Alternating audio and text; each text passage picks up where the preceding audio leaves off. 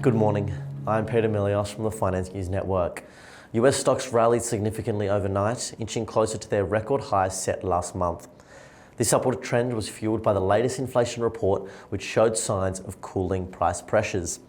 The Dow Jones Industrial Average closed 1.04% higher. The Nasdaq Composite experienced a more substantial jump of 2.43%. The S&P 500 also saw strong gains, rising 1.68%. This puts the broad market index just under 5% away from its all-time peak in July. Turning to the US sectors, all sectors closed higher overnight except for energy. Technology and consumer discretionary were the day's best performers, closing higher by 3% and 2.4% respectively.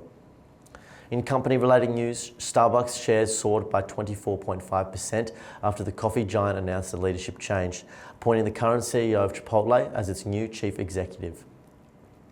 Home Depot shares dipped initially after forecasting weaker than expected sales due to consumer caution, but recovered to close 1.2% higher. Dell Technologies surged 5% as Barclays upgraded the stock, citing a recent pullback and potential undervaluation of its AI prospects. The Producer Price Index, PPI, which measures wholesale inflation, increased by a modest 0.1% in July. This figure aligned with economists' expectations and suggested a potential slowdown in price increases. Investors were encouraged by this data as it preceded the highly anticipated Consumer Price Index report due out on Wednesday morning. The CPI is expected to show a slight uptick of 0.2% month over month, a positive development after a decline in the previous month. Market participants hope this report will provide further clarity and direction after the recent period of heightened volatility. The market volatility has also eased considerably.